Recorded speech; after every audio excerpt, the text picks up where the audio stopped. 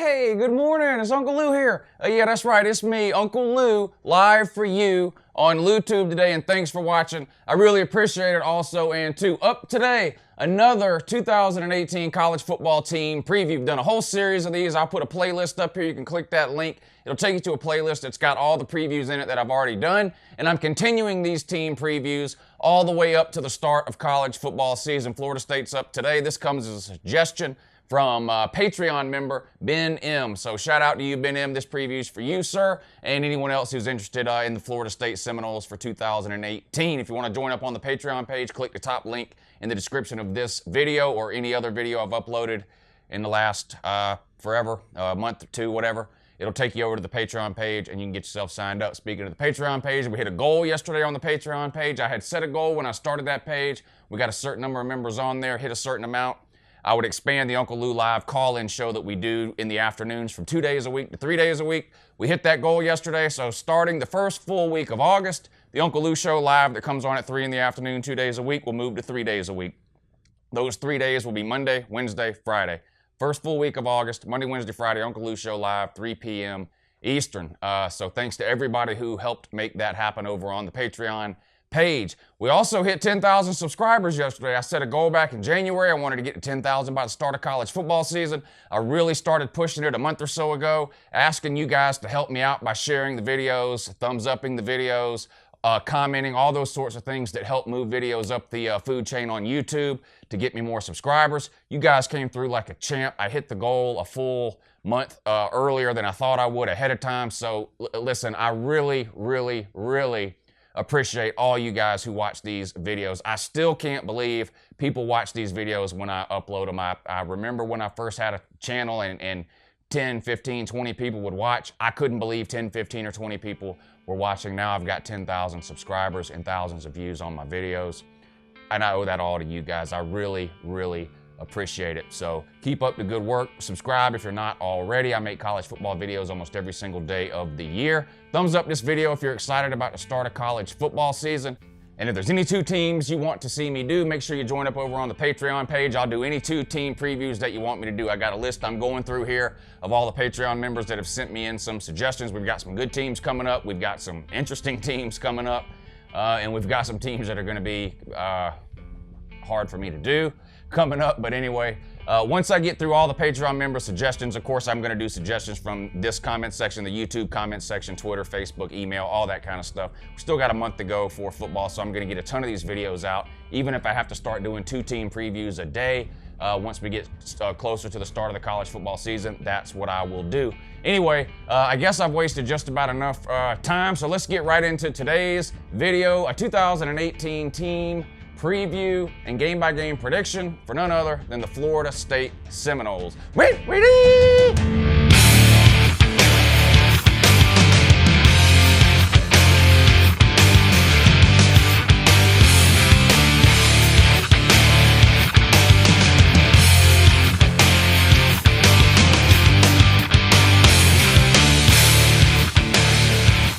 right, so here we go. Now you know the routine by now. I'll throw the schedule up on the screen in a minute. We're going to wrap up 2017 for FSU, talk about who they lost, who's coming back, what the roster is going to look like in 2018, strong points, weak points. Then we'll put the schedule up. I'll go through it game by game. There'll be certain games I'll say, well, these are automatic wins. We won't spend much time on those. If there's any games that I think are automatic losses, I'll say that too. We won't spend a whole lot of time on those. And then we'll have a group of games that I consider to be sort of toss-up games or interesting games or rivalry games, games that might could go either way, that kind of thing. We'll spend a little bit more time on those games, and then by the end of the video, we'll try to come up with what an overall record for Florida State might be this year during the regular season, and I will give a winner and a loser on all 12 regular season games. All right, Florida State, 7-6 last year. A down year for Florida State by any measurement. You're talking about a team that's won a national title and played for another one, right? Or made the college football playoff anyway, twice in the last 4 or 5 years, something like that, back to the Jameis Winston days. So 7-6, definitely not cutting it for Florida State. Jimbo Fisher leaves, heads to the SEC and Texas A&M. Florida State brings in Oregon head coach Willie Taggart.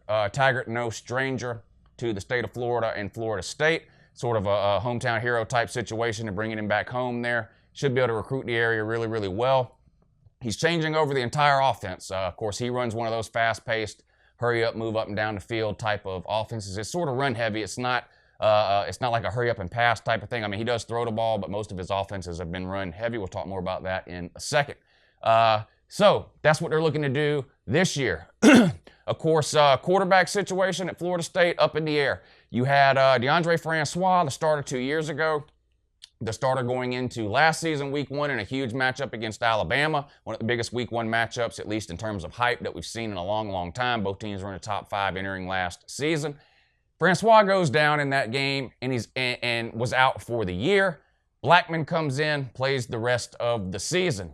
Now, not sure who it's going to be this year. If Taggart knows, he's not letting on. He's not telling anybody. I'm of the belief it's going to be Francois if he can get back to 100% health, which I don't see any reason why he won't. Blackman, he didn't do terrible. He just doesn't have the talent and the ability that a Francois has. Now, Francois didn't do himself any favors last season. Some off-the-field issues, locker room issues with some teammates, some rumors of different things involving him and maybe how committed he might be or attitude type issues. Not sure how much of that was related to Jimbo Fisher and him having one foot out the door type of thing, but I just have a feeling that they're going to end up going with him over Blackman. Like I said, Blackman not terrible, but he's real thin, ain't he? That guy joking needs to eat something. But yeah, anyway, so 7-6 last year. Quarterback controversy heading into this year. Now, if you're looking for good news on the offense, it's the running back situation, right? Cam Akers, one of the best running backs in America, one of the most highly recruited running backs out of high school 2 classes ago. Set the Florida State freshman rushing record last year, going over 1,000 yards. They have an okay backup behind him. I think he's a senior. I can't remember his name right now, but he's not lighting the world on fire, but he's reliable. He's got 1,500 yards in his career, something like that. But it's pretty much going to be the Cam Akers show running the ball. And that's what Willie Taggart wants to do, right? He's known for elite rushing teams. Last year at Oregon, what were they, 12th in the nation in rushing? The 2 years prior to that, with Taggart being the head coach at South Florida, top 10 in rushing nationwide in those 2 years at South Florida. So no secret what Willie Taggart's going to try to do, and he's got the running back to do it. What he might not have to do it is the offensive line. This has been a huge issue for Florida State for the last 2 years now. Last year gave up 32 sacks, and really you can blame them or put some of the blame. Freak injuries happen, I get it. But Francois was running for his life the entire season 2 years ago, and it caught up with him game 1 last season. The offensive line was terrible. Blackman comes in. He's running for his life too. The offensive line does return all 5 starters, but I'm not too sure how good or how talented those 5 starters are. Florida State's offensive line has been absolutely atrocious the last 2 years. 32 sacks last year, giving up 36 the year before. They got to do a whole lot better, or it's not going to matter too much what quarterback they put back there. He's going to spend the majority of his time running for his life. Again, wide receiver position, you only return 2 receivers who had more than 6 catches last year. So you got some work to do there. You got some young talent. Florida State always recruits really well, so you got some young talent there. But you're going to have to find some receivers, a third, fourth, fifth option at receiver that are going to step up at your receiving core. I wouldn't necessarily consider that a strength right now for Florida State. All right, now what's going on with the defense? Well, the front 4 is going to be solid. Not a whole lot of depth at the front 4, but some serious talent. 5-star talent, future NFL talent on that defensive line. Linebacker, question mark. You lose all 3 starters from the linebackers from last year, so you're breaking in 3 new faces at linebackers, a wait-and-see type of thing there. Got to see how they're going to do. The secondary should be great again. You lost a couple of players to the NFL, most notably Derwin James, but you've got a lot of talent and a lot of experience returning in that secondary, and I think that's probably going to be a strong suit for Florida State this year is their defensive secondary. And their defensive line, too. Linebackers is really the only issue for Florida State on defense, and it's not necessarily a talent issue, it's an experience issue. Florida State, like I said, recruits well every single year. They're going to have talent there. 7-6 last year. Florida State is not a 7-win team. Talent-wise alone, they should be winning 8-9 games a year. Last year, sort of an outlying year, I think, for Florida State.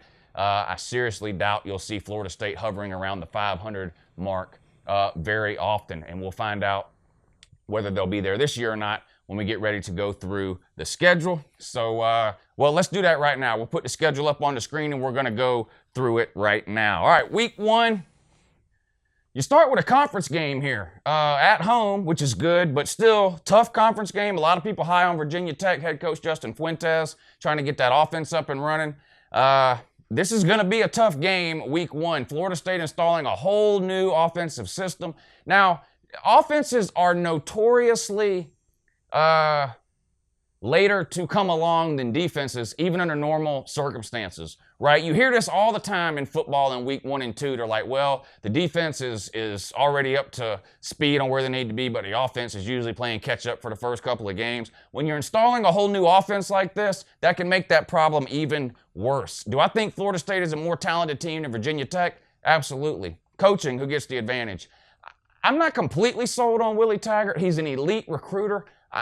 I'm sort of a wait and see as far as head coaching ability goes. No, I don't think he's terrible. He's definitely a good coach. Look what he did at South Florida. Got Oregon turned around and headed in the right direction. So I think he can be good, but, you know, I'm not ready to crown him, you know, a top 5 or top 10 coach in America or anything like that. We'll see. If you've seen my Virginia Tech preview video that I did, which if you're interested in that, I'll put a link right here. You already know which way I'm going on this game. I'm going to list it as a toss-up and come back and give you a winner at the end here. Week 2, home against Samford. Not Stanford, Samford. Win. You'll beat them. Georgia beat the bejesus out of them. Was it last year? A lower classification school out of the state of Alabama. You'll have your way with them. This is Florida State wishes they could swap these 2 games, don't they? It would be great if you could play Samford first, figure out your quarterback situation, let these guys go out and run this brand new offense 1 week against a nobody team before they have to go up against Virginia Tech. But, you know, that's not the way it works for you. But anyway, you'll get a win at Samford. Week 3, you got your first road game. You go on the road, take on Syracuse. Of course, last year, Clemson lost to a fruit. I don't see that happening for Florida State. I think you guys get the win. Syracuse is just not a very good team. Let's just be real. They hover around a 500 marker below almost every single year. Not a good team. Florida State, it doesn't matter who the coach is. Shouldn't matter what the offensive scheme is. Really shouldn't matter who the running back is. Florida State should be able to beat Syracuse 10 out of 10 times. I have you as a win there. Then you come back home. You got you another cupcake here. Northern Illinois. Win. I mean, you'll win that game. Without a problem. I mean, this is another team that's got no business competing with a Florida State. You have a win. I'm not going to waste time talking about it. Week 5 at Louisville. I have this as a toss-up only because it's on the road. I'm not high on Louisville this year at all. I mean, they had a ceiling of, 8, 9, 10 wins with Lamar Jackson. I find it hard to believe they're going to be better than that or even as good as that now that he's gone. I think they probably take a step back this year. I have this as a toss-up. I'll come back at the end.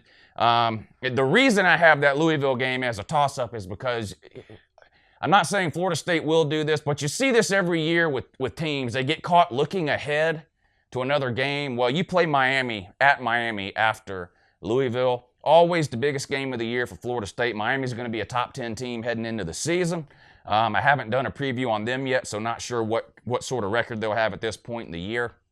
But you go on the road and play them the week after playing at Louisville. That's why Louisville is the toss-up game. Now, at Miami, I have that listed as a toss-up. They beat you last year for the first time since forever and a day. Mark Richt's down there. They got some quarterback issues of their own they're trying to work out, but they've got a talented roster, pretty good on defense. That'll be a good game. It was a close one last year. I expect it to probably be a close one again. I have it as a toss-up. I'll come back at the end and give you a winner or loser. All right, that takes you into your bye week. Perfect timing for a bye week halfway through the season. This is great. You play 6 games, get a week off, and you play your other 6 games. Nothing worse than having a bye week first 2 or 3 weeks of the year or the last 2 or 3 weeks of the year. All right, at home, Wake Forest. I have this as a toss-up game. Wake Forest is one of these teams that, unless you really pay attention to college football on a deep level, you tend to just forget about and assume that they're no good. Wake Forest has been an okay team the last couple of years, and one that a lot of people think is headed in the right direction. You do get them at home, which I think helps. I have that as a toss-up because Wake Forest is not a pushover. And listen, I don't want any Florida State fans to be getting mad at me here for having a bunch of toss-up games. You went 7-6 last year because you lost to a lot of these teams. So just save it, okay? I have that as a toss-up. Clemson. The only good news about this game is you get them at home. I've got it listed as a toss-up. I've already done a Clemson preview. If you've seen it, you know which way I'm going here. I'll put a link to the Clemson video right here if you want to check it out. To be fair, I have this as a toss-up. but definitely the toughest game on your schedule. Clemson's one of the most talented teams in the country without question.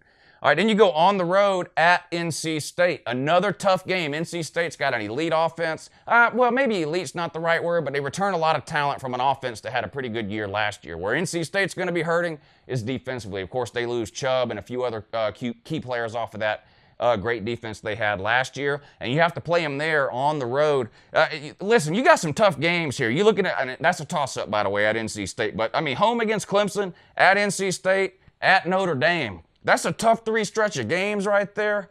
I mean, I've got them all three listed as toss-ups. Can you go 2-1 there? I think that would be pretty good if you could. I'm not sure you can, though. And then you wrap up the last two games of the year at home, Boston College and Florida. Boston College is similar to Wake Forest. No one talks about them. No one cares about them, really. And unless you really follow college football, you pretty much pencil them in as a loss anytime they play a team you've heard of, right? Not necessarily the case, sort of like with Wake Forest, not necessarily the case the last couple of years. I think this will be a toss-up game. You're coming off your three toughest games of the year, Clemson, NC State, and Notre Dame. Well, Miami, it would be a tough one too, but that's a tough three-game stretch you're coming off of there. The last two of those games, NC State and Notre Dame, are on the road. Then you got to come home and play a scrappy Boston College team that I think has been improving a little over the last couple of years. I have that as a toss-up, and look, you're better than Boston College and would probably beat them 9 out of 10 games. But where this game falls on the schedule makes this a very dangerous game for Florida State. I have it as a toss-up. And then, of course, you finish the season with your little brother from up the road there, the Florida Gators. I have that as a toss-up, too. You beat them last year, right? They haven't beat you in a while, have they? Boy, they're terrible, ain't they? Anyway, I've got that as a toss-up. All right, so, I mean, the good news, I guess, I don't see any games that I would consider to be guaranteed losses. I think the Clemson game is pretty close to a guaranteed loss. I just think, they've got stability at the coaching position, elite NFL returning talent, elite quarterbacks, playmakers at every position. I could have had that as a guaranteed loss. I'm giving y'all the benefit of the doubt, leaving that as a toss-up, but I'm going to pick a winner here in a minute. But anyway, let's run back through these. Starting with Virginia Tech, I gave you a win there at home to open the season. I think the crowd will be pumped up, the players, the team, the atmosphere there I think is going to be electric. Florida State and their fans absolutely love Willie Taggart. Now, how long till that shine wears off, or will it wear off? We don't know. But as of right now, Willie Taggart has never lost a game as head coach of Florida State. Everyone loves him. The crowd is going to be going nuts. This is a big Week 1 conference game. I have you as a win here. I think Willie Taggart and Florida State shows up. I've got some question marks about Virginia Tech defensively. Now, Bud Foster's been around forever. He's going to have a game plan to try to shut Cam Akers down. I don't think it works. I think you guys get a huge win. If you lose this game Week 1, it could really set you down a bad path for the season, in my opinion. But I think you get the win here and carry a little bit of hope on into the rest of the season. So you start out 1-0, Stanford at home 2-0, at Syracuse 3-0, Northern Illinois 4-0. So you're sitting at 4-0 when you go to Louisville. Now, I told you, don't get caught looking ahead to that Miami game because you're better than Louisville. You can win the Louisville game.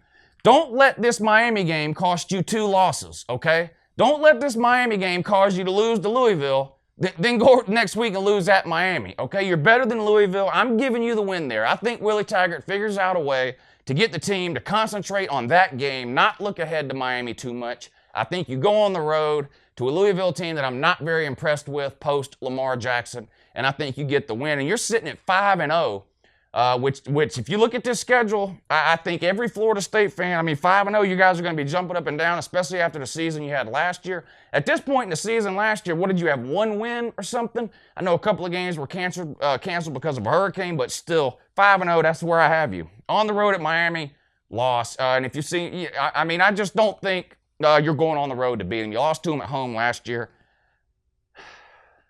Lord knows I'm not a Miami fan. But I think Miami gets the win here. I really do. I like what Mark Richt is doing down there. He's figuring out to do offensively with the quarterback. He's got to figure out whether he wants to call the plays or whether he wants somebody else to do it. I mean, there's some issues. Fans are already rumbling down there a little bit about a couple of different things offensively as they relate to Mark Richt. I just like Miami in this game. I think they get it done. For a while, for the last few years, it seemed like Miami just had the mentality, we can't beat Florida State, right? Well, they found a way to beat you last year in a close game. I think they carry that confidence over to this year. I think they get it done at home. This will be like the only game of the year for Miami that sells out because Florida State fans will buy all the tickets. I mean, I don't get it. You look at a Miami game, be 9,000 people in the stands. But anyway, that's your first loss. I know. I mean, Florida State would almost rather go 1-11 with a win over Miami than 11-1 with a loss to Miami. But I just think they're better right now. Give Willie Taggart a year or two, and he'll be competing for sure. But I just don't think he can beat Miami this year. You're sitting at 5-1 going into your bye week. All right. Out of the bye week, Wake Forest. I gave you a win. I'll be honest, if you didn't have a bye week here before Wake Forest, if you had this loss to Miami, which is going to be an emotional game, I mean, this is one of the biggest rivalries in America over the last 25 years or so. This is going to be a very emotional game. I have you losing it. I think if you had to turn around the very next week and play Wake Forest, they may beat you. You get the week to sort of put that Miami loss behind you, and I think you take care of business at home against Wake Forest. They have to go on the road the week before they play you at App State. I'm not saying App State's a great team, but App State has been scheduling these teams. Eventually, they're going to beat one of them. I don't think it would be this year, but in any case, I think you handle Wake Forest though. At home against Clemson, they're going to beat you. That's a loss. Listen, it's not an insult to say that a team is going to lose to Clemson. They are absolutely loaded, and no matter what they decide to do at the quarterback position, whether they decide to go with Kelly Bryant or whether they're going to give it to the young kid Trevor Lawrence out of Georgia, that'll be decided way before this game ever happens. So even if it's Trevor Lawrence, he'll have plenty of experience by the time he gets to this game. You get him at home now. If there's a way Lawrence is playing and you can get him rattled or something, maybe you keep the game close. I just think Clemson is too talented. I think Clemson gets the win. They beat you at home and hand you your second loss. On the road at NC State, I gave you a win there. But to me, this NC State game was the hardest one to pick. I think you could be a little demoralized. You're going to be out of the race to win your division after this Clemson game because you're going to be down 2 games at that point to Miami because they have a tiebreaker over you by beating you. I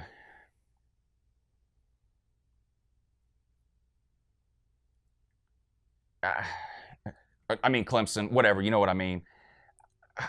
This is a tough one to pick at NC State here. I'm giving you the win, but this is truly a toss-up game in my mind here at NC State because of where it falls on the schedule and different things like that. But yeah, I'm going to give you the win there. I think you find a way to bounce back from a loss to Clemson and get the win. On the road at Notre Dame, loss. Notre Dame's going to be a pretty good team this year. Their quarterback returns, Wimbush. Again, a team with stability at the coaching position in Brian Kelly. Whether you like him or hate him is not the point. Point is he's been there for a while. Wimbush, a runaround type of quarterback. Now, if your defensive line, and this is what Georgia did to Notre Dame last year and a couple other teams too, if your defensive line can keep Wimbush from running around on you, you've got a chance to beat Notre Dame. Anybody would have a chance to beat Notre Dame if you can keep Wimbush from running around on you. He's not an elite passer. He's not very accurate. Has trouble completing passes on third down when people know he's going to pass. So if you can get him in a lot of obvious passing situations and keep him in the pocket, and you figured out your linebacker position. This is a lot of ifs. Figured out your linebacker position by then. Maybe you find a way to keep it close and win a close one at the end. I don't see it going that way. It's on the road. Second road game in a row after that NC State game. I think Notre Dame beats you. And what is that, your third loss there? And then Boston College, I gave you a win. So it looks like I like your ability to bounce back after a loss here, but because it's a theme here. But you beat Boston College. It's at home. You're just better than Boston College. Boston College, I'll admit, a lot better than what I would have thought they were, but they're not Florida State good. You guys should beat them. And then the final game of the year against the Florida Gators, I think you guys find a way to get it done again and beat the Gators. Is this game at home for you? Yeah, I believe it is. Dan Mullen, I don't know what's going on down there. I don't want to turn this into a Bash Florida video, but over the last couple of days, Florida's had more players getting in trouble with the law. One of their freshman wide receivers, kidnapping and all this kind of domestic situation with his girlfriend or wife or whatever it is. And then this morning I see something where 6 or 7 players had an altercation with a bookie or something on campus, and guns were involved. And I heard there were airsoft guns. Anyway, the point is, it doesn't look like Dan Mullen has showed up in Gainesville and cleaned the cages. It looks to me like they still got some discipline issues down there. I don't know. Their quarterback situation is a mess. Dan Mullen's recruiting class is in the toilet. They're 20 spots behind Mississippi State, which is a head scratcher. You get a win here at Florida. That puts you at 9-3. So I'll be honest, I'm not real sure what Florida State fans' expectations are for this year. I really don't know. I mean, I've seen a few Florida State fans with the whole 15-0 thing, and we're winning the division, and you know, we can challenge for the ACC. I've seen some of that. I've seen some people say, well, we need to get at least 2 more wins than we had last year, which would put you at the 9-3, and then if you can win a bowl game, that would even get you to double digits at 10-3. I think 9-3 is probably the most likely record for Florida State. I could see a scenario if the quarterback play is not up to par where you go 8-4. You could lose one of those close games, NC State, Wake Forest, Boston College. I think it's possible you lose one of those 3 games. In fact, I think it's more likely that you lose to one of those 3 teams than it is that you beat Miami, Notre Dame, or Florida State. I just think, or Clemson, I mean. I think those are 3 legitimate top 15 teams, and I'm not convinced that Florida State is a top 15 team right now. They got to get the quarterback situation figured out. The offensive line is a complete mess. No returning starters at linebacker. Brand new coach. Whole new offensive system being installed. These things are not the recipe for an 11, 12, 13 win season in my mind, especially when you have to compete against teams in conference like Miami and Clemson that are just clearly better right now. Notre Dame, I think, is pretty close with Florida State right now, but again, I like the returning pieces at Notre Dame and the stability with the coaches right now as an advantage over what Florida State's trying to do this year. Anyway, I hope I didn't screw that up too bad or make you too mad. That's the Florida State 2018 team preview and predictions for the upcoming college football season. Join us over on the Patreon page. I'll do any 2 teams that you want me to do. Click the first link in the description of the video, and have a great day. Black then white are